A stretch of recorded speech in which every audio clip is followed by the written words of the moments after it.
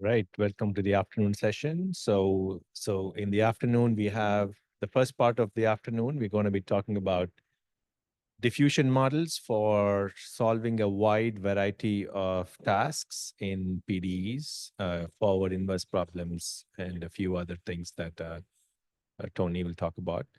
And the second discussion is on scaling laws. So the speaker, Tony Zhuang, got his bachelor's from Imperial College in London, and he's been a PhD student at Michigan for the past 8 or 9 months. All right, Tony, take it away. Okay, so good afternoon, everyone. Today I'll be sharing sharing with you on and presenting with you on the diffusion models for solving the forward and the inverse problems in PDEs. So the presentation is structured like this. So firstly, we'll be covering on the understanding of the diffusion models, and from two perspectives. The first one will be from the variational autoencoders, and the second one will be from the stochastic differential equations. And then we'll be talking about like how can we control the generation in diffusion models, and we'll be mainly cover the augmentations during the training, and also like how we perform the guided sampling during the reverse sampling process. And at the last, we'll be covering on the applications of diffusion models on PDEs. So for the forward problem, we'll be demonstrating using the diffusion model for solving the Darcy flow, and also on the 1D Burgers equation for temporal PDE examples. And then for the inverse problem, we select select two equations, the shallow water equations and also the reaction diffusion equations for demonstrating applying diffusion model for global field reconstructions. So first of all, let's take a look at how the diffusion models works from a variational autoencoder perspective. So you can see on the image here, on the left-hand side, we have a clean image of a dog. And then we gradually added a Gaussian noise to it, and towards that it is indistinguishable to a standard Gaussians. So essentially, that is how the forward process for diffusion models, like how the forward process works. So if we actually try to express this process, the forward process in equations, we can sort of write the this form here. We can write them as a various steps of the linear Gaussian transforms. And from the Markovian point of view, we can essentially write any of the steps in the intermediate steps as a cumulative product of the of some noise schedules, and then also like what is the noise that we decided to use during this whole training process. So for here, we have some ground truth distributions. For the forward process, we won't be training this model, and we'll just model them as a linear Gaussian transforms. I guess the reason is pretty obvious because like it's just adding noise. So what we care about is actually the reverse sampling process. So suppose that we have some ground truth distributions for like when you actually input the time steps at xt plus 1, then you will spit out the what xt is. So our goal is to train a model parameterized by the model parameter theta, and to approach this distribution so that it can gradually denoise this whole process and gives us the clean image from the puppy. So this is a short intros from the VAE perspectives. And then our training objective will then be trying to maximizing the log likelihood functions, as you can see from the derivation here. So it can be essentially split out to the reconstruction term, the prior matching term, and also the denoise matching terms. So when we're trying to maximize in the log likelihood, it is essentially the same as minimizing the denoising denoising matching terms showing here. So the KL here denotes the KL divergence. It is essentially measures on the differences between two distributions. So if this value is close to 0, meaning that we have achieved a good approximations of the ground truth denoising distribution showing here. So essentially speaking, that is our training objective. And again, through some mathematical derivations, we can sort of convert this term into 3 formulations. The first one will be if you can observe like what is the terms in the brackets, it is typically refers as the X predictions, or sometimes referred as the sample predictions. And the second one will be referred as the epsilon predictions or the noise predictions. And the third one is the score matchings. So you can see that from this single term, we have like lots of variations, and these are just a small collections of all of the possible variations. If you are interested in like if there are any other formulations available, I encourage you to have a to check out some of the references that I will put on the footnotes of these slides. So for these three objectives, I will be mainly covering the score matchings because this is a very general method for approximating the distributions. So here, that is the training objective that we have. So let's start from the, excuse me, let's start from the probability distribution functions of the model, F status.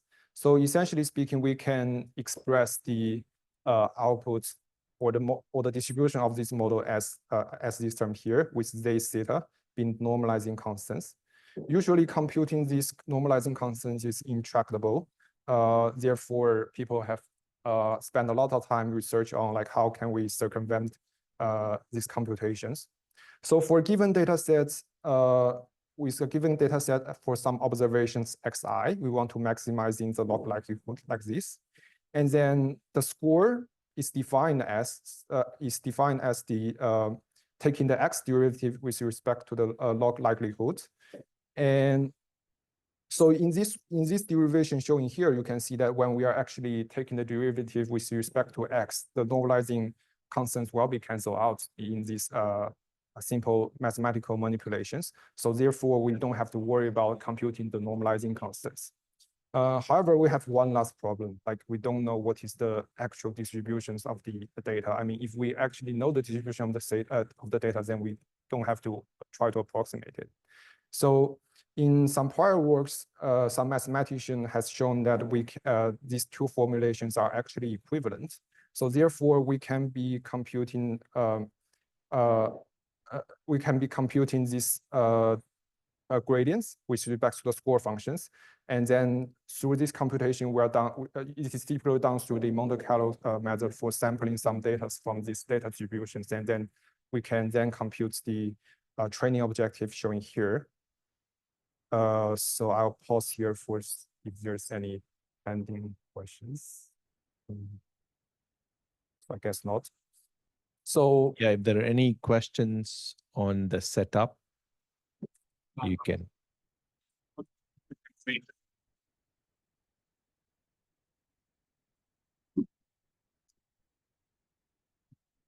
Just a point of information.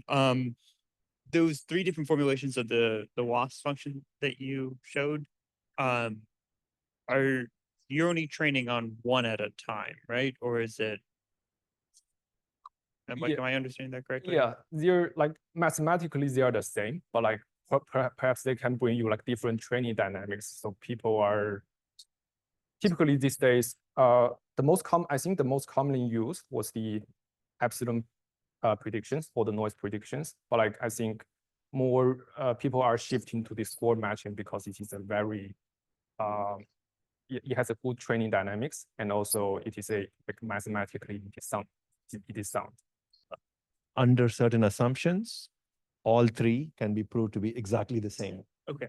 Yeah. So regardless of whichever loss function you're training on, again, under certain assumptions, which are actually the same assumptions that I used, they're all the same. So this is just three different perspectives on the same problem. Okay. Yeah. So why pick one over the other? As I said, for example, that I'm going to show in the next slide here, that these training objectives can be formulated, like they have different formulations, right? And perhaps some training objectives are easier to learn compared to others. So that is what I meant by the training dynamics of it, if I can put it that way. They're all the same on paper. Yeah, That doesn't mean they're the same. Yeah. So here I will be showing a very simplified version of the cosine limit here for the expedition epsilon and also score matchings. So you can see that here, first of all, we'll be sampling some noise from a random normal. And then we'll be adding this noise to the original or the clean images through this noise scheduler with some scale as a hyperparameters. And then for the predictions, we'll be sending the noisy image to the model along with this timescale here. And you will give us what is the predictions for the noise. What is the prediction for the original image as it is the X predictions. And then the loss is computed from the predicted image and also the original clean images. And similarly for the epsilon, you can see that here we are actually computing the mean square errors between the predicted noise and also the actual noise. So you can see that here you will actually be some like difference in training dynamics. And finally, we'll be having the floor matchings. I would say the main difference for that is that we'll be computing score functions. So remember that we're actually taking the derivative with respect to X. So here we are actually taking that step as the, that will be the sigmas showing here. And then the target score is computed as the noise over the sigmas or the disturbance that we added to the clean images. And so you can see here, the losses actually computes like this. So that concludes the VAEs from the, that concludes the diffusion model from the VAE perspective. And next will be proceeds to the, from the stochastic differential equation perspective. So for the SDE perspective, we can define a forward path, namely dz equals to some drift functions times a plus a diffusion terms. And you can observe that, like recall from the VAE, we have the we can formulate any intermediate steps as some cumulative products of the coefficients as the clean images and also the epsilon here. You also can see that they are somehow related. They are related in a similar ways. And for the reverse sampling process, I think last centuries, there are some mathematicians have proven that this is what you need to solve for solving the reverse process.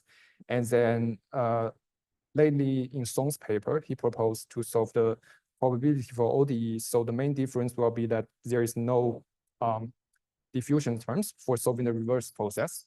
So the intuition for that is that if you actually want some varieties in terms of the images that you generated, so why not just sampling a different starting points? Because those are just like Gaussian noises. There is technically there is no need to sampling some noise during the intermediate steps when you're actually trying to solve this reverse process. So essentially, they argue that this is not necessary. And also, the good thing about the probability flow ODE is that like you can do some manipulations on the trajectories of it, which will be covered in I think in the next slides, so that you can actually define or design how you want the trajectory to look like. So here I will be covering a short graphical animations on how we actually perform the reverse sampling process. So imagine that on a 2D Cartesian grid, we have some data distributions X. And then now we put a random query point that has a locates at A and B. And so the goal is how do we actually steer this X1 towards the data distributions? Or in other words, how do we get this vector V when we input the coordinates of these query points? So let's take the epsilon predictions as an examples. So first of all, when we train the model, we'll be firstly sampling a noise, namely the epsilon from a Gaussian distributions. Here we are doing it on a 2D grid so that you will be having two dimensions, so therefore a vectors. And then we'll be having a scale, as I said before, a scale of this perturbation. So suppose we have we will be doubling this noise here. So essentially speaking, once we added this factor times it by 2, so probably you'll be located somewhere here. So the good thing about that is that now we actually know where does this noisy data came from, and then we can compute the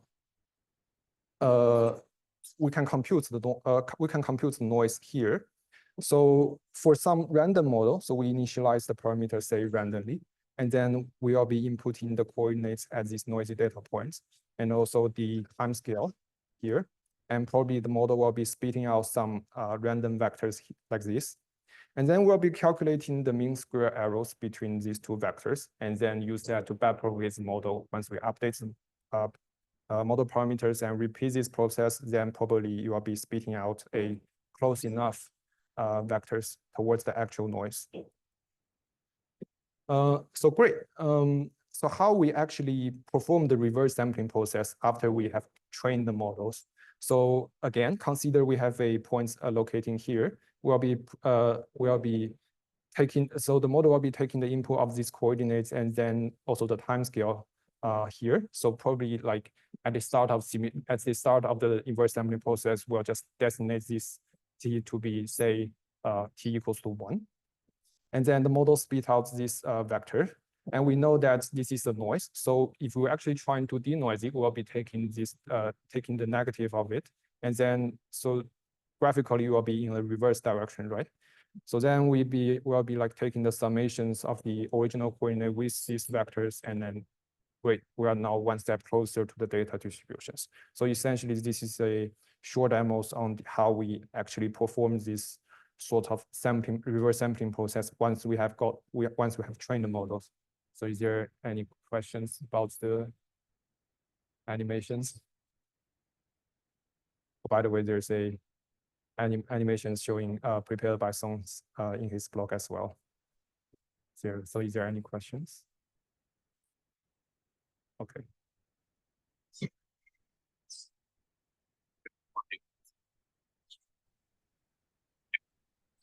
Hi. Can you hear me? I do have one question. Yeah, we can hear. Yeah, I just want to understand, why is necessary the scaling step when you're noising it during the noising process? You mean the T here, right? Yeah. Why is that necessary? Okay, so essentially speaking, we want to get these sorts of vector fields along the whole possible field, right? So since that the sampling noise is just a normal distribution, so we expect the scale of it won't be too large, right? So in that case, we will need a scale parameter. So say, so therefore, like, so say when the starting point is like way lower, perhaps starting from here, the model will still be able to know where shall I go. So is that explanation clear enough? I'll assume it is. So there are also like conditions you can impose on the range of t, right? Yeah, but like normally people nowadays are doing, say, like doing stable diffusions, and then they have done a lot of hyperparameter tuning tests, and then sure they have taken some sorts of like fixed parameters. Like for example, the one that I'm using right now is like the minimum will be 0.01, Yeah. sorry, 0.02, and the maximum will be 80. So imagine that the distribution is like a normal distribution. For noise scale of 80, you should be covered pretty much all of the design space. Yeah. So it's just data and problem dependent. Yeah. But like, sure, we can just normalize data, and that is what our approach is. So I'll be proceed with the. Okay, so the mapping between distributions. So essentially speaking, the diffusion model is trying to establish a mapping between the data distributions and also some random Gaussian noise. Therefore, there will be like various ways that you can formulate this trajectory, because like there is infinite way that you can try to establish a mapping between these two. But like typically people have this sort of intuition that we want this trajectory to be straight enough so that it can be solved in the fewest, it can be solved as fewest steps as possible.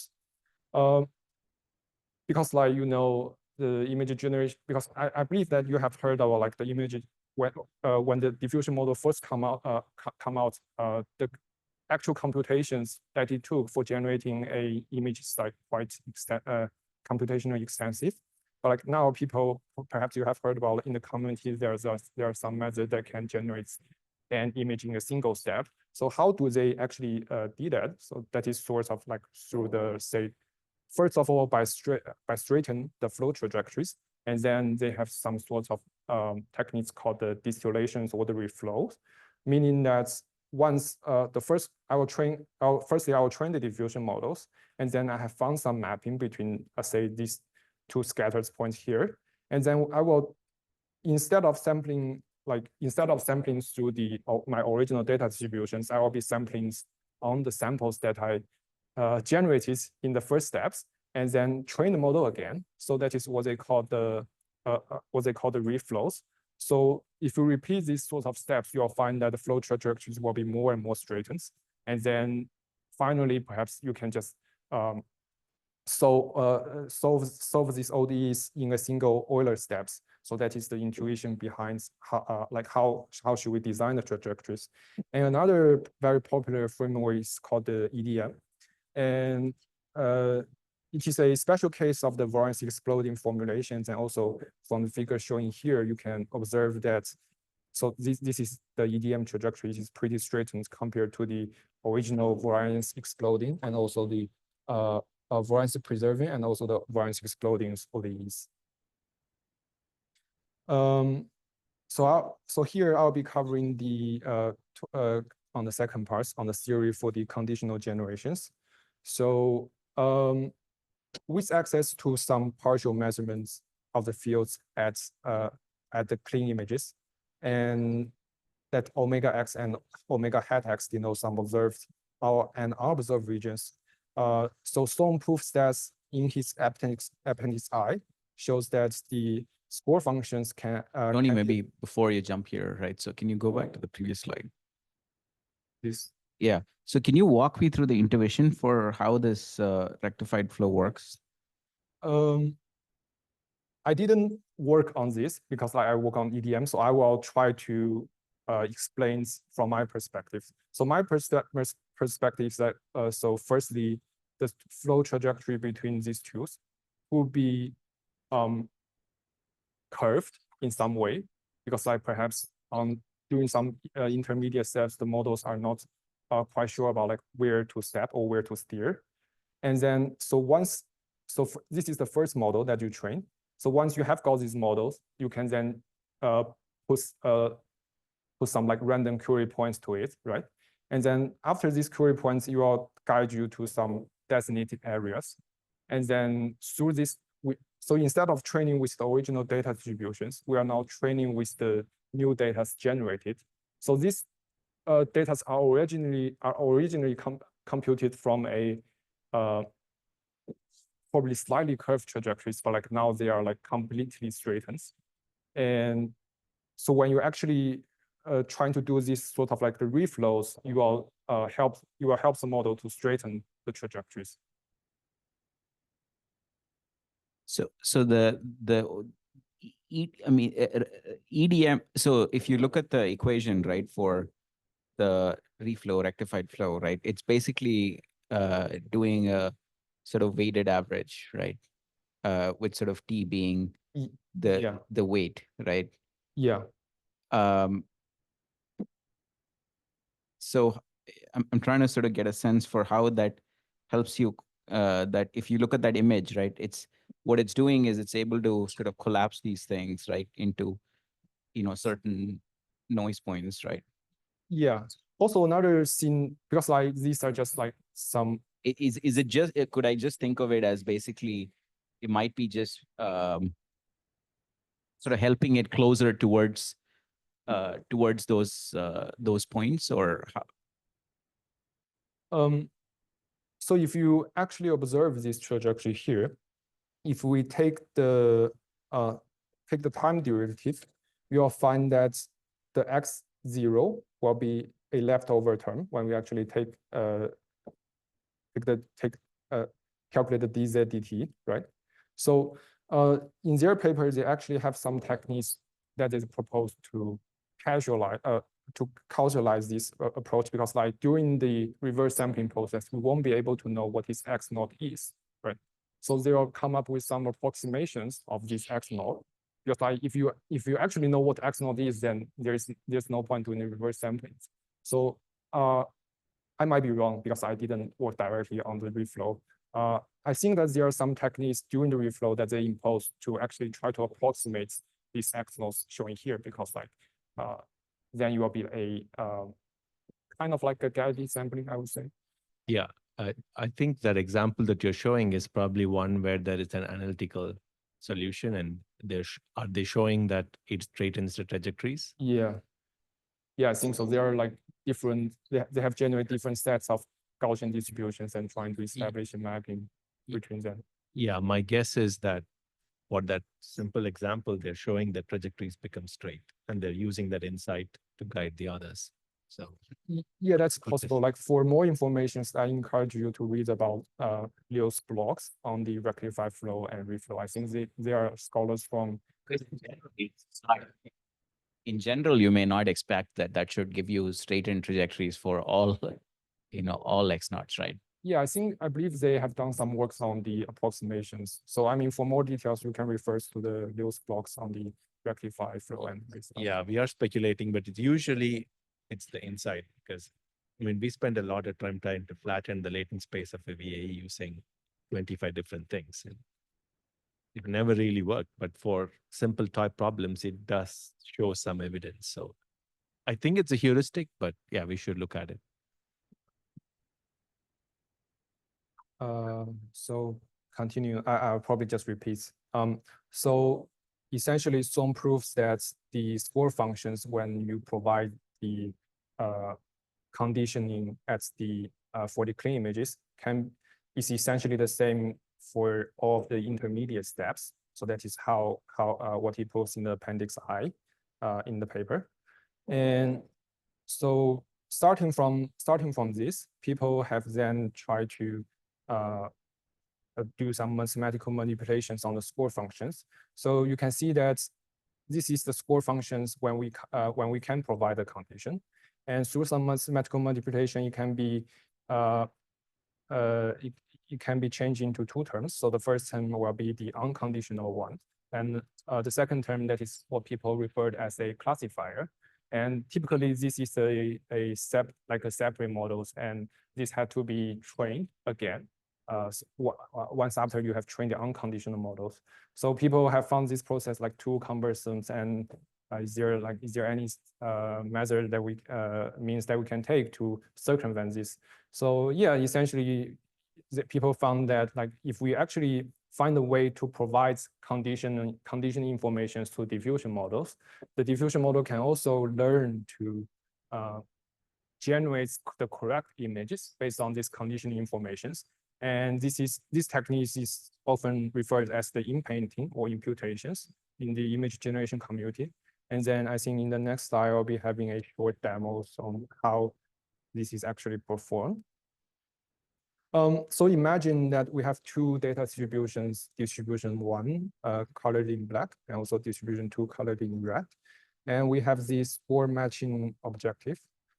And so now the query point is actually very close to the data distribution 2. So if we train an unconditioned model, you imagine that the query point will have a higher chance to converge to the data distribution 2. However, we want to generate samples in data distribution 1. So like, how can we provide the conditional informations? So here, this slide showing here will be a coverage scaled by the depth of how it actually gets implemented.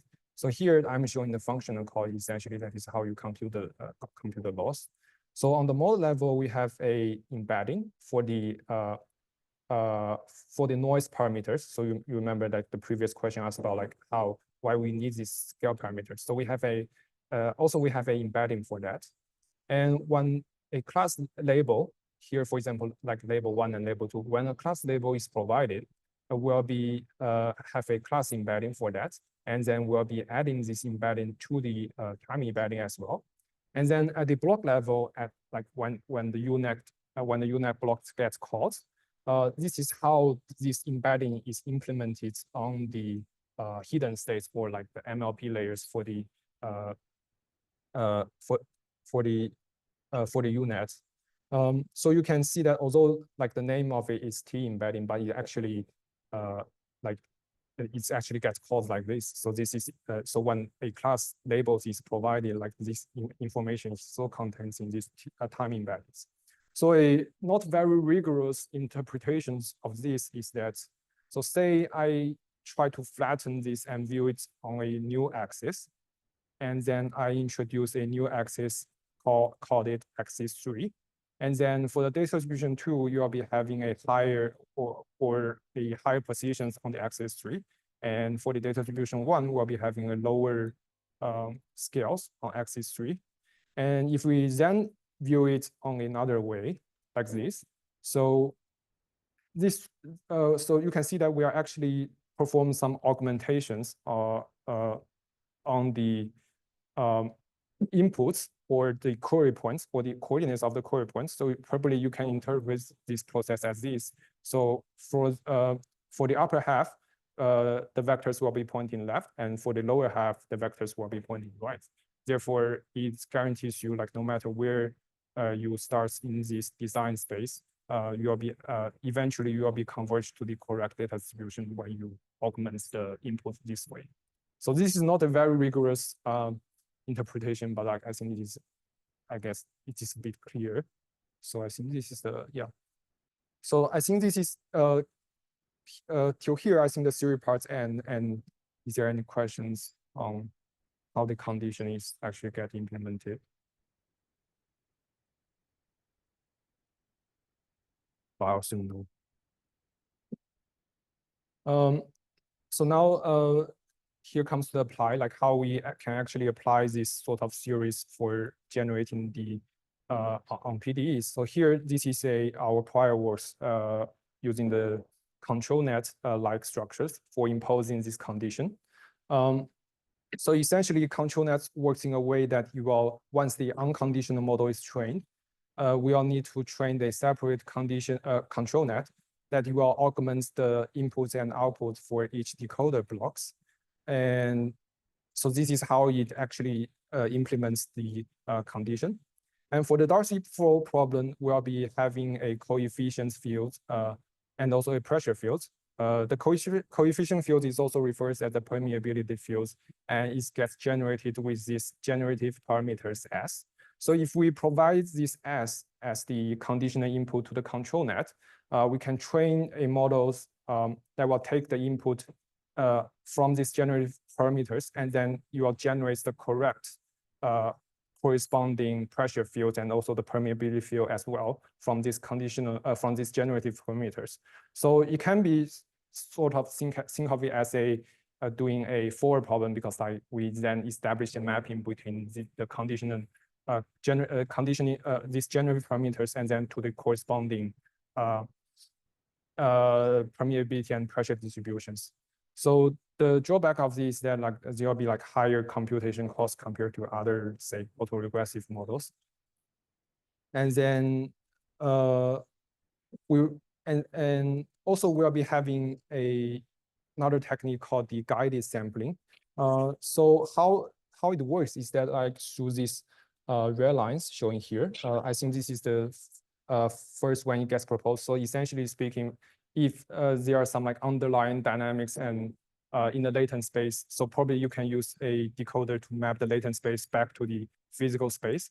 And then if there is some like say linear relation between the latent space and the physics space, then you can design some operators that will take the residues.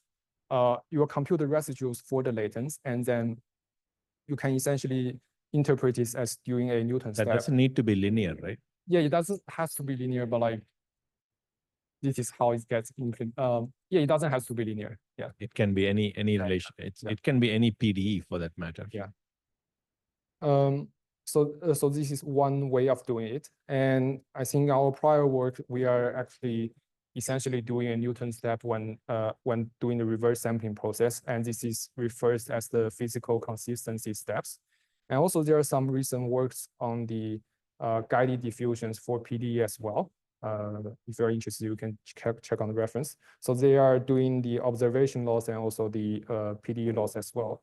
So the advantage of this is that it is quite flexible. You only need to train the unconditional model, like you don't have to input any condition information when you train the model.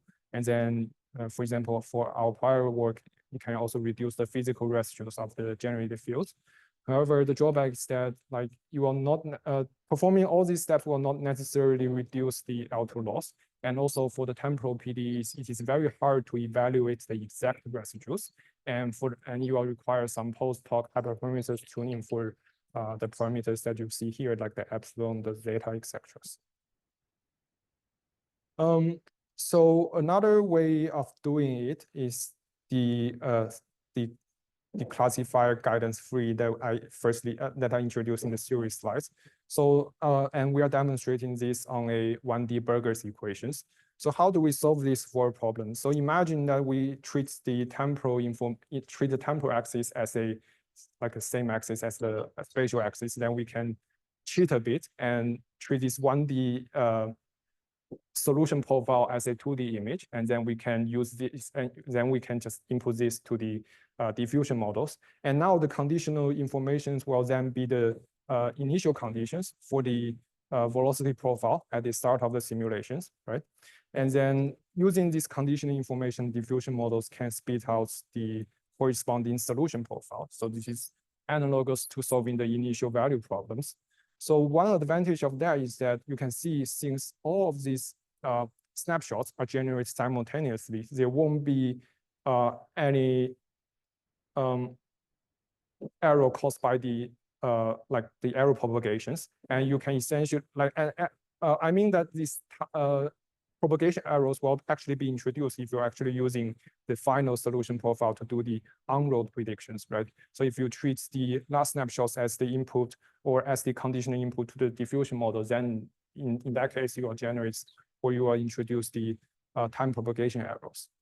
And then the obvious drawbacks of these is the curse of dimensionality, because you see, if you imagine that for solving a 2D problem, we will require a 3D convolutional, and for a 3D profile, that would be like a 4D convolutional. Yeah, so there we'll be facing the curse of dimensionality there. So I think that concludes the forward. Is there any? How do you include the parameters in the problem? Sorry? How do you include the variables that are there, right? Parameters of the You mean the PDE inside that? initial condition? No, initial condition is just one of them, right? Any other parameter, right? Sorry, what do you mean? Like the diffusion coefficient here, for example, or something else, or Oh, these are trained on the same data set, so they have the same sort of no, but if I want to change the value, right? He's asking if you can introduce other conditional inputs, right? Whatever you want to add as a parameter would be a conditioning input. In this particular case, he's using U0 as a conditioning input, but he can condition on anything. So although I haven't tried that, but like for solving this problem, for example, if you have this new here, right? You can treat this as a new conditioning input to the models. So along with the initial conditions you will be input this new here. And you just need to make sure that the corresponding solution profile matches the corresponding new, right? So you will be able to generate the corresponding solution profile for that as well. Yeah, the key thing to get is if you go to the control net slide. Yeah, it's almost like in a foundation model, the unconditional model is the pre-training, and the conditional model with whatever conditioning inputs you want to give is the fine-tuning, right? You can think about it like that, right? Mm-hmm. Yeah. Yeah.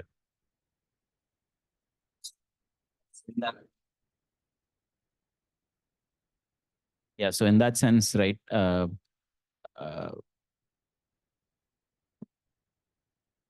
guess the data distribution that you would have originally that you need will also need to sort of somehow reflect that, right? Reflect sort of relevant variations of any other things that you would add for the conditional generation, right? So if I added. Yeah. So that is one like drawback for this classifier guidance free, is that you need to have this condition in prior, like prepared when you train these models, and you will lack of the flexibility applying it on other methods. But like one way of doing that is that you can do some tricks during the trainings, and then you can trade the loss as I shown here, right? The loss is actually as can be regarded as like a conditional score and an unconditional scores. So if you feel like you want to plug in some control net to your existing your existing conditioning model, you can, so during the training, you can do some tricks, like for example, set this gamma parameter to some say 0.5, and then you'll be at some time step, at some optimization steps, you'll be optimizing using the conditional loss, and at sometimes optimization step, you'll be optimizing using this unconditional scores. So this is also another measure for dealing with that. So then I'll proceed with the inverse problem for the global field reconstructions. So in our prior work, we have shown that if we apply the in-painting tricks in the image generation community, we can also do something similar for generating the fields for the, for example, here showing the Darcy field for the, I think, permeability and also the pressures. So, and also it doesn't have to have observations on both fields. For example, the one showing here is that we only observe the, I believe the, oh, this is the pressure. Sorry. If you observe the pressure fields, then it can also generate the corresponding permeability field as well. So, so this is for the global field reconstructions. And we have been recently working on a dedicated Git repos for performing the global field reconstructions task, and we call it the diffusion reconstructs. And it's still in development, but like many, we are running models on running our models on different PDEs, but like the backbones and also the whole process for running the models are I have already prepared. So if I think at the end of presentation, I'll give you a slide walkthrough through the code as well. So here I'm demonstrating using the diffusion reconstruct for solving the inverse problem for the shallow water equations. So the shallow water equations are essentially modifying the velocity profiles of U and also V and also the water height H. So there will be 3 channels here. One counterpart to our model will be there's a technique called the Voronoi translations. So they will be using some CNN or UNet for mapping the linear interpolated fields and then to the ground truth fields. You can sort of imagine this as a upscaling or super resolutions. So so we have demonstrated that, for example, in our case, using the predictor corrector samplings, we will be having a more slower relative root mean square errors compared to using the Voronoi translation. So this is on the shallow waters. And here is a more challenging data set. This is the reaction diffusions. So in this animation showing here, you can see that we have like an inhibitor and also we have an activator and also an inhibitor, and they are initialized as a Gaussian random fields. And when we do these sorts of global field reconstructions, we, as what they did in the Voronoi translations, we unrolled the temporal dimensions and we decided not to provide the model with these physical temporal informations. So the model won't be able to know at which simulation snapshot that it locates in, and it will be solely relies on those sampling points to tell it to tell it how you are going to reconstruct the whole field.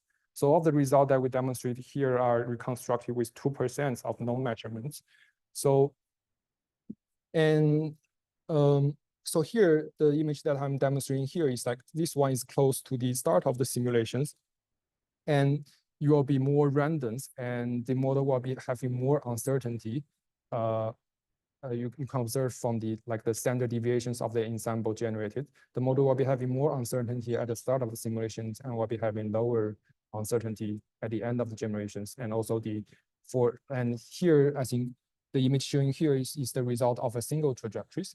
And you can see that the result of a single trajectory actually matches or have a closer match with the ground truth compared to the when it's at the start of simulation where the uncertainty is very high. So you can see that although the models can generate some sharp these zigzag shapes in the reconstructed fields. However, those will actually get averaged out in the ensemble. And we haven't run the matrix for full, but like according to our observations, the error of the ensemble is typically lower than a single trajectory. And then now I'll be proceed with the code demos.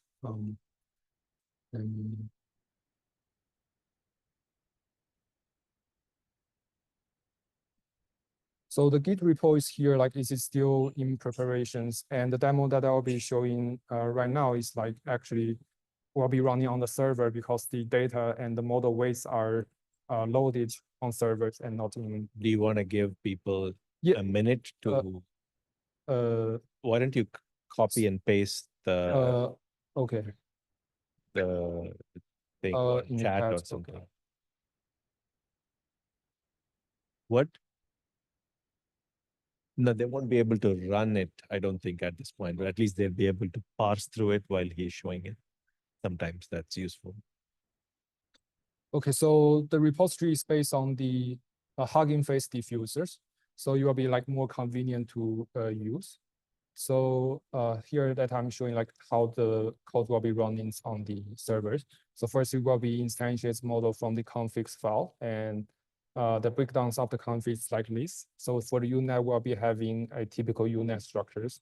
So nothing special here. And one thing to talk about is like how we actually implement this conditioning informations on time, like the noise scale here. This is we are using the feature-wise linear modulations. So you can see that this also performs some modulations on the query points. And here that is how the latent size changes. So the bottleneck will be having a size of 8 × 8. And then for the noise scheduler, we are using the EDM type scheduler. From the diffusers, the EDM type scheduler has a sort of, it was try to scale the inputs. So you can see that for the EDM scheduler, we'll be having this code block showing here. And then for other scheduler, you will just return the samples when the scale model inputs gets called. So the loss function, the EDM is sometimes referred as the F predictions, and the loss function is just a weighted X prediction. So essentially it is computing the loss from the denoised output. So the optimizer is the AdamW, and then the learning rate scheduler is just the cosine annealing. And then here we'll be having the data sets data loader. So if you want to use your own data, then you need to specify some like the you will be having to firstly normalize the data based on the training data sets, and then there's a target standard deviation that is what EDM paper used in their approach. So we pick the same. And then the training or the distributed training is handled by the Hugging Face accelerate, which is quite convenient. And we also have the exponential moving average weights for storing the model weights. So you can interpret as the name suggests, exponential. We will be having a rounding average model weights, so that the weights of the model won't be overfit to the last epoch. So essentially, I think this is the intuition for this model. And then just general config, like where the data locates, the name for the tensor board tracking, and also some other minor details. So for the training of the model, as I shown before, so first you will be sampling a noise, and then we'll be adding this noise to the images, I think somewhere here, right? So here in our approach, we have decided to concat these sensing arrays to the input channel. So you can imagine it as some sort of like a positional embedding as well. And then through the self-attentions in the UNet modules, those positional embeddings can actually be inferred by the model so that it knows where the known values are in this case. So you might feel, so one advantage with like training with accelerate is that the training script is very PyTorch-like. So I have experience using, say, the PyTorch Lightning before, and there are some things that you need to tweak for them. I think, like personal feeling, I'm feeling those are a bit inconvenient, but like with the accelerate, you can just, this is like a typical script for training the model. So you can, you would just have to add a few lines. So then the accelerator can handle the distributed learning for you. And also there are some very advanced techniques like the gradient accumulations, etc. So I encourage you to look at it if you want to train your model parallelly. Okay, and then here, that is how you train the models. So firstly, you need to set up the model, set up the accelerator configs, like how many GPUs that you want to use, and then just execute the train.py. Yeah, nothing special here. I think I have to restart it. So here, this is like I'm now loading the weights in these notebooks, and here that I'm done, I'll just run all the code. So here, like I'm creating a mask with a known values of 0.02%. And then I'm loading the weights from the EMA models for generating this. And I think this batch has like nine images in total. Okay, so this is like the field that you reconstructed, and then we can plot it against the ground truth. So we can see that it is a bit similar, and the relative error is around, I think, 30% for the relative RMSE.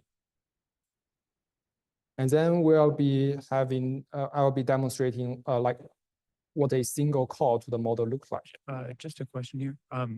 To 0.002%, you're masking 2% of the pixels, or So that denotes the percentage of the known values. So 2% of the pixels are known. and is that the black dots, or what are the black? Yeah, dots? yeah, yeah. Those are denoted as the black dots. Okay. Images. So for here, I will be demonstrating how a single, like how does a single model cost looks like. So here I will be taking a clean images, and then we'll be adding some noise to it. So you can see the scale here. When we add the images, when we add the noise to the images, you can see that here, that is how we add the noise to the images. So that will be the, oh, sorry, not here, here. So firstly, we'll be sampling a random, sorry, that's the person. So first of all, we'll be sampling a normal distribution for the noise, and then we have a scale. This is called sigma here.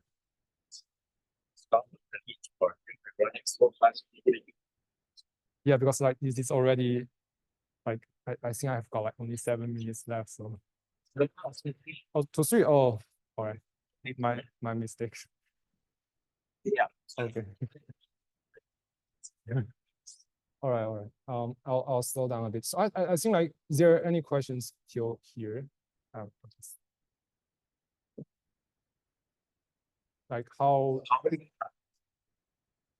many tasks are you, how many distinct tasks are you demonstrating in your notebook? I think notebook? here, I'm only presenting the reaction diffusion because like by far it is the most challenging one. I know, but how many tasks within that reaction diffusion? Are you doing forward? Are you doing inverse? Inverse. Are you doing just field reconstruction? Yeah, this report is dedicated to the field reconstruction, so nothing forwards yet content in it yet. Okay. Yeah, I think I mean, most people when they start playing with these models, they like to see a forward pass and a reverse, just a forward solution of a PDE. Yeah, but like, yeah, just like those are out of scope. We haven't worked anything. No, we have it in the Darcy flow problem. So to have a few tasks would be good for people to see. But it's okay. I mean, Okay, not yeah, everything doesn't have to be done today. yeah. Right. Like I mean,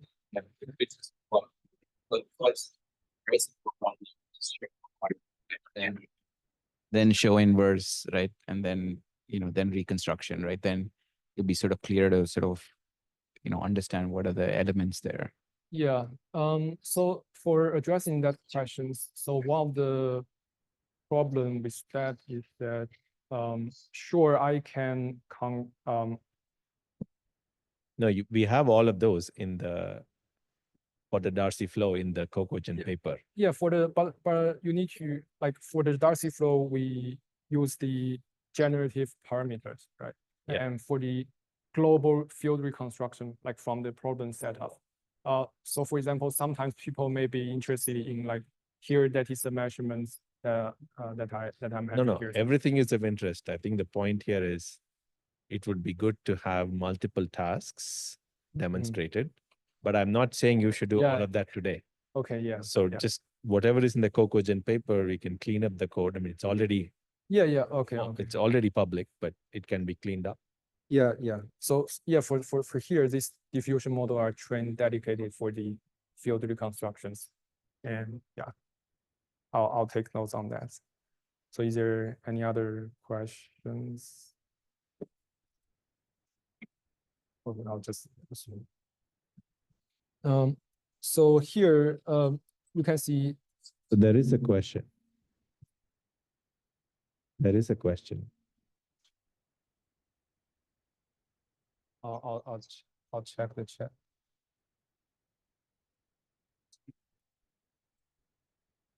Okay, so Is it okay? Yeah. yeah. So as I said before, typically. Wait, let's read the question so that people Okay. here know, right? Okay. So can you discuss how different time steps in one image will be generated simultaneously? Okay. So as I said during the presentations, so typically when for the global field reconstructions, people are simply unroll the temporal dimensions and treated each snapshots during the simulations as a independent input. So it so essentially here you can generate like the number of images that you can generate depends on the GPU memories of your graphic card. So yeah, you just need to provide it with the what are the sensor readings and also where those sensors locate. As so for example, this picture showing here is like how where the sensors are for this. So also the image showing here is like how it actually gets reconstructed from some random noise and then to the final activator and inhibitor fields showing here. So for a single image, so now I'll be demonstrating what a single function call look like. So the script here is very similar to the training script that I shown before. Like we'll be firstly having a clean images, and then we'll be sampling some noise from it. And then we'll scale this noise by the sigmas that we sampled. So for example, for the output here, you can see that now I manually set this indices to 100. So here the setup is at 0, it has the largest noise, and at 1,000, you has the lowest noise. So at 100, the sigma is like at 45. And if you consider like the original, we just sample the original noise from a normal distribution, this scale is actually pretty large. And then here, probably I'll just describe them. So then I'll be having this mask, and again, I'll be having a ratio of 2%. So this denotes what are the known values, right? And then I prepare these noisy images by sampling a random initialized fields, and then provide it, and then times it by the sigmas. And then here is the key part. I will override the noisy image with a new like at some positions I will override the values as those sensing locations, if you get what I mean. So essentially speaking, you can see that so this mask will be sort of like a one-hot encoding arrays for this kind of task. And then through after these lines, I will be overwriting those pixel values with the known values and those are just like 2% of the overall input dimensions. And for the EDM type scheduler, we'll be having this scaling the input and also the scaling the output that is not present for other noise schedulers, but like since we are using the EDM type scheduler, we'll be performing this conditioning inputs and then conditioning outputs in this operation. So you can see that we call after the condition, we called our array x in. So it is calculated from the noisy images and also the sigmas. So under the hood, it is trying to scale the inputs based on the standard deviation of the data, and through some mathematical manipulations, you will calculate the x in based on the noise images and also the noise scales that we currently add. And then here for the UNet, we'll be take the x in as the input. And then we'll be also inputting what are the current time steps is. And because like this is an indicator to the model, like where is how, like you can interpret it as like how far where I'm currently at, how far I'm currently at to the target distribution. So I'll be also be inputting this information here. And also this is just return the, I just want to return the output solely, not some dictionary. And then after that, we'll be scaling the outputs of the our temporary model output. So again, it's just some scaling dedicated to the EDM type solver. And so that this will be our model output. So the image that I'm showing here is that like, so for example, here right now, I'm showing the clean images. And then this is the one, the noisy images, like after I added noise. Technically speaking, I'm not adding noise there, but like I am sampling a random tensors and then scale that by that noise scale. So I'm actually not, because this is more challenging compared to just adding noise to the clean images. So I'm just demonstrating a more challenging task queuing here. So this is the noisy images with the known values gets overrides. And this is the single model outputs after one single function call. So it will be looking like this. So you can see that with the known values provided, the model is actually trying to come up with something similar to the clean images. However, through some scaling, we'll be knowing that the model is still at like a very high noise level in terms of the accuracy. So not in terms of the image quality or something else, but like in terms of the overall, I interpret as like the overall confidence to the model. So once after, because like we are solely doing this model output after a very noisy image, as you can show in here. So we can sort of have a high probability of like inferring some of the fields that incorrectly. So this actual output will be scaled again in the actual sampling process. So that is why you see that in the previous image, like if we can actually achieve those sort of image quality in one single function call, then how comes it looks like this when we perform this sort of like gradually denoising it? So I think like their intuition in EDM paper is that when we are actually at the high noise regions, the scale of uncertainty in our output is actually quite high.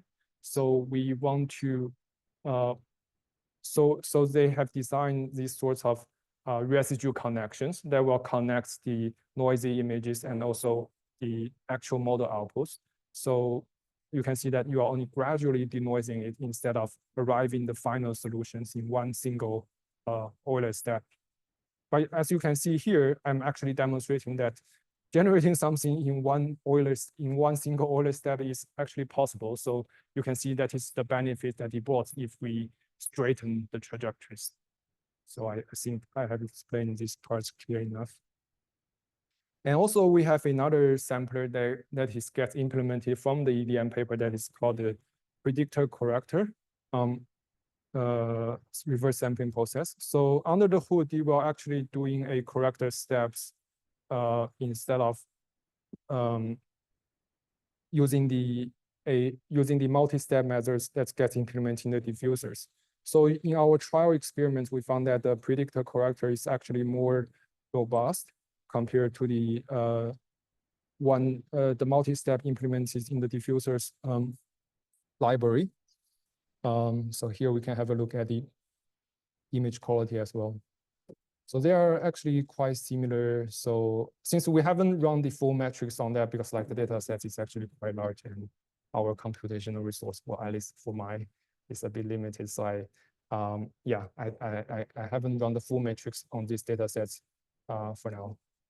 And now we can also switch to a structured sampling. So previously we are just sampling using the we're just like randomly selecting some points in the fields.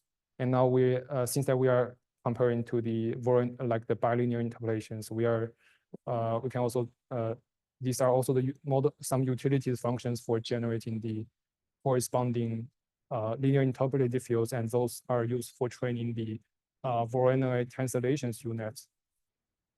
So we have a very sparse sampling for a image scale on 128 times 128, as you can see here. Like I think this will only be like 0.3% of known values, if I calculate it correctly. So I mean, that will be a total of 64 known points for 128 times 128. So you have the data points at those dots? Yes, yes. Okay, and then the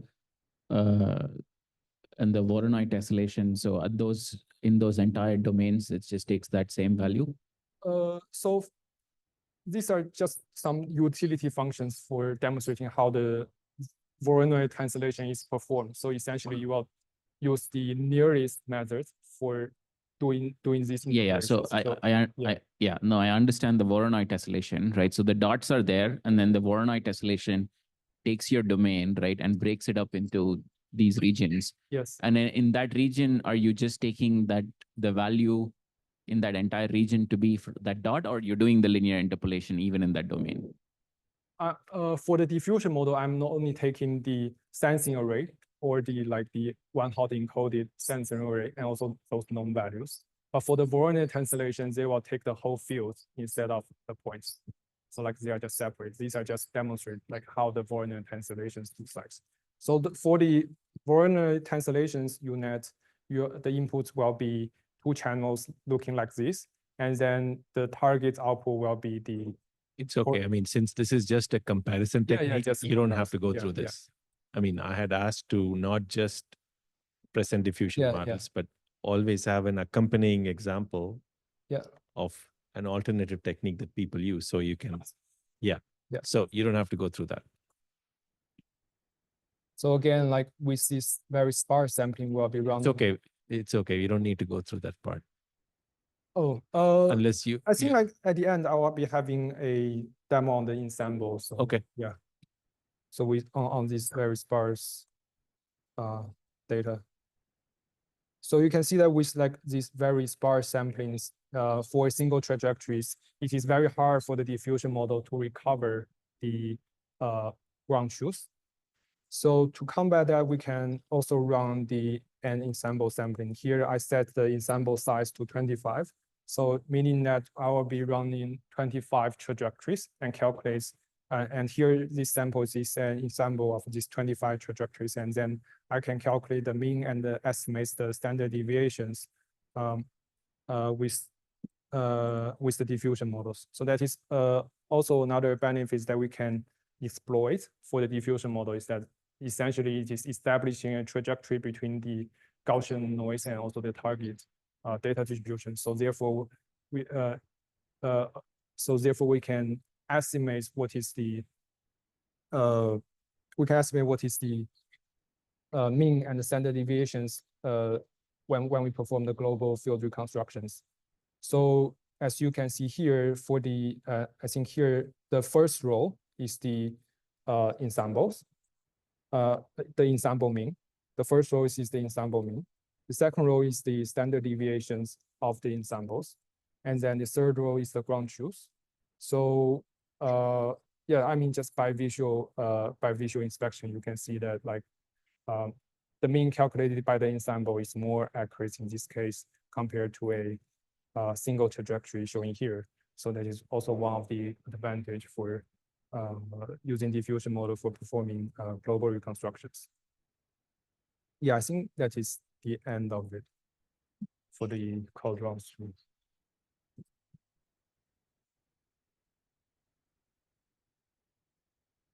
Thank you.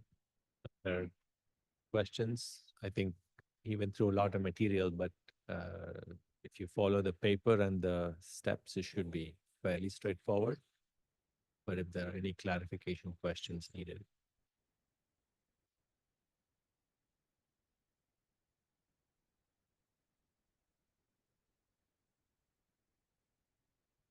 Okay. Not yet. Thank you, Tony. Oh, there is something in the chat, or is there something that you posted?